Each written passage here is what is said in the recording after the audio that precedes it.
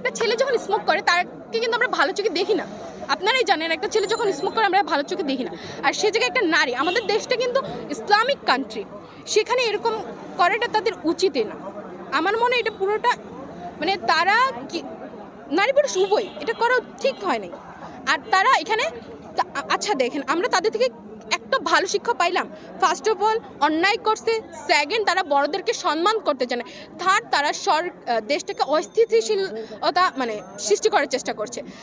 তারা নাকি আবার কি করলো কিছুদিন আগে, আমার মনে আসছে আন্দোলন করলো। আচ্ছা এদের থেকে বোঝা যায় তারা আন্দোলন কি ন্যায়ের মানে তারা ন্যায়ের পক্ষে ছিল? আমার তো মনে হয় না। তারা কি আন্দোলন করে দেশ সৃষ্টি করছে? তারা এভাবে মানে সিগারেট খাওয়ার জন্য তারা এটা সৃষ্টি করছে? আমরা কেন আন্দোলন করছি? দেশটাকে ঠিক করার জন্য, সুন্দর করার জন্য। এসব দেশ স্বাধীন করছি কেন? এসব কিছুর জন্য না। আমরা দেশ স্বাধীন করছি যাতে আমাদের দেশটা একটা সুন্দর সুষ্ঠু রাষ্ট্র আমরা গড়তে পারি। তার জন্য তাদের এসব মানে অযুক্তিবাদী কথা নিয়ে দুদিন পরে পরে আন্দোলন করছে, আমি এটা কিছুই বুঝছি না। যুক্তিবাদী কথা যদি হয় তাহলে আমরা দেখছি কিভাবে সবাই মানে মাঠে নেমে আসে।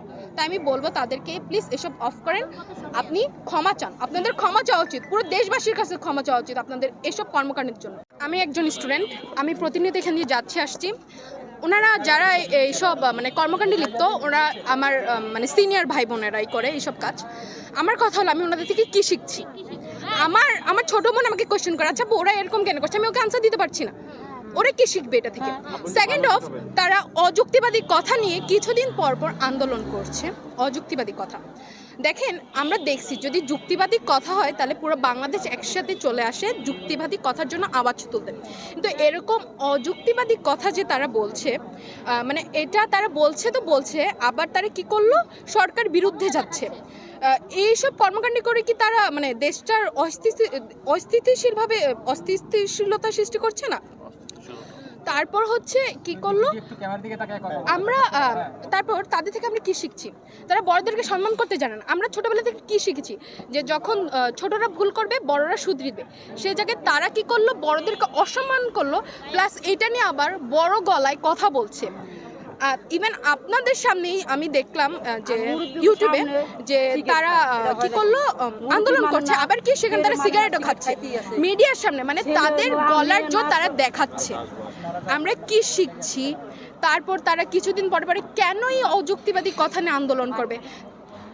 আমি মানে এটা দেখেন, একটা মেয়েকে দিয়ে কিন্তু হাজারটা মেয়েকে কি করে মানে যাচাই করা হয়। তো এদের জন্য আমাদেরকেও অন্যরা এই সম্মানে দেখবে। আজকাল কেন যে আমি আরেকটা কথা তুলতে চাচ্ছি, যখন গ্রামের মেয়েরা হস্টেলে আসে পড়তে, তাদের বাপ মার যখন হোস্টেলের মেয়েকে একটা ভালো চোখে দেখে না কেন? এসব কারণে, কারণ তারা তো আসছে দেখছে এসব কর্মকাণ্ডগুলো, এসব কারণে। তো আমি লাস্টে বলতে চাই যে ওপেন স্পেসে সিগারেট খাওয়া যাবে না, কারণ আমরা জানি, কারণ এটা হচ্ছে একটা অপরাধ। তাদের আরেকটা কথা আমি যদি বলতে চাই, তারা অপরাধ